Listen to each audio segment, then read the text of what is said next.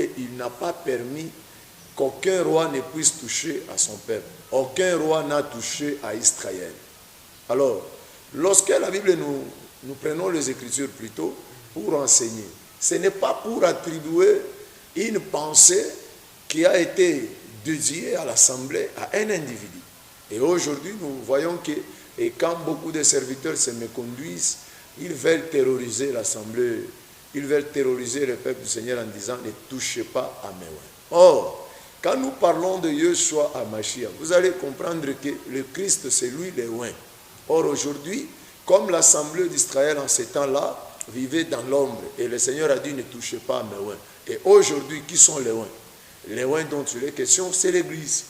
L'Église est maintenant aujourd'hui l'Assemblée des saints, l'Assemblée bénie, parce que l'Église, c'est le corps de celui qui était oint, envoyé pour libérer le monde entier. Donc l'Église, c'est le corps du Messie, le corps de Christ.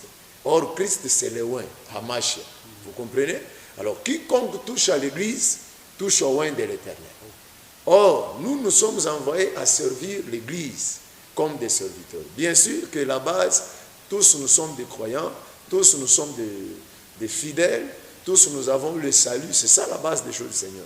Mais lorsque je suis en train de travailler avec l'autorité du ministère plutôt, lorsque je suis en train d'exercer une fonction quelconque dans l'Église, par exemple être un diacre, peu importe être apôtre, en ce moment-là, nous prenons le statut d'un prophète. Okay. Parce que dans l'ancien temps, le serviteur était représenté par un prophète. Quand on parle du prophète, on voyait déjà les serviteurs, tous ceux qui étaient au service sacré des choses du Seigneur.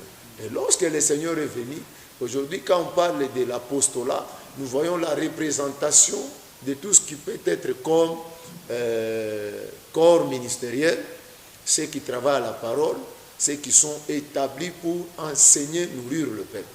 Ici donc, l'Écriture doit prendre la connotation telle que ne touchez pas à l'Église et ne faites pas du mal aux serviteurs établis. C'est-à-dire que quiconque touche à l'Église, peu importe son niveau, le Seigneur ne permettra pas, un, qu'il touche à l'Église, deux, il sera frappé, puni. Voilà là où beaucoup de gens se sont trompés. Or, lorsque moi, je suis docteur, je sers à l'Église, tout ce que je dois faire ne doit pas toucher l'Église du Seigneur, ne doit pas faire atteinte à l'Église du Seigneur.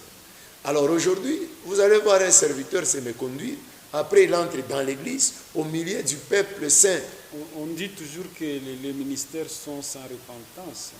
Je vais arriver, au milieu du peuple saint, lorsqu'il entre là-bas, il dit, ne touchez pas à mes oins, or, c'est lui qui a commencé à toucher aux oins. C'est pourquoi vous allez voir qu'il y a beaucoup de serviteurs, barukwana makanisa, banabiacha, bananguka, bengine beko en prison. Elohim a changé. Nous avons retrouvé la grâce d'être des serviteurs pour nourrir le peuple saint, l'Église du Seigneur, qui est un corps saint, un corps loin. Donc tout ce que je dois faire, je dois contrôler ma conduite.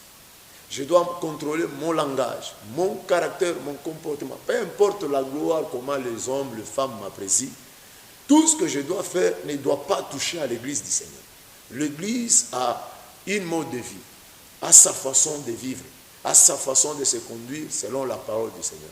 Lorsque toi, tu vas prendre cette casquette d'être serviteur apôtre, tu commences à se méconduire, à faire du n'importe quoi, sous prétexte qu'on ne doit pas te toucher. Attention! Nous n'allons pas te toucher parce que nous gardons notre position.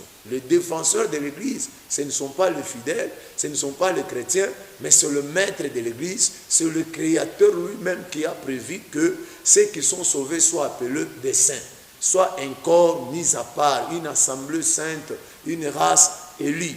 Alors, lorsque toi tu es évangéliste, tu es pasteur, tu es apôtre, docteur, ton caractère, ton comportement, tes péchés, commence à suer l'Église, là tu as fait atteinte au oint de l'Éternel. En ce moment-là, tu seras frappé. C'est pourquoi beaucoup de gens s'enorgueillent. Oh, moi je suis apôtre, j'ai souffert avec cette Église. Papa, tu vas rester avec le brick, tu vas rester avec le bâtiment et tu seras frappé. Qu'est-ce que l'Élohim fait? Quand quelqu'un ne marche pas conformément à ses ordonnances, qu'ils soient appelés disciples, qu'ils soient appelés apôtres.